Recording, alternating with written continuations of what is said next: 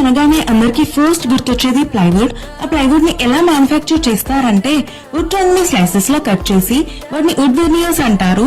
Horizontal లో vertical లో place చేస్తారు. బికాస్ ఆఫ్ క్రిస్టల్స్ గా పెట్టడం, స్క్రూ హోల్డింగ్ ఎక్కువ, రెజిన్ యూజ్ చేసి హై టెంపరేచర్ లో ప్రెస్ చేస్తారు. వుడ్ వెనియర్స్ ని బట్టి గ్రేడ్ ఉంటది. మార్కెట్ లో ఎంఆర్, బిడబ్ల్యూపీ అండ్ బిడబ్ల్యూఆర్ గ్రేడ్స్ ఉన్నాయి.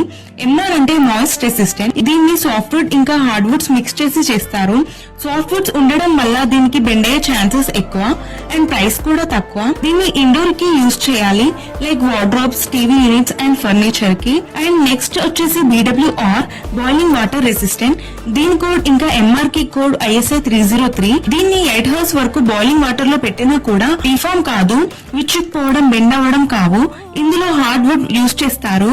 And here comes the superior material BWP, boiling water proof. దీని కోడ్ వచ్చేసి ISA 710.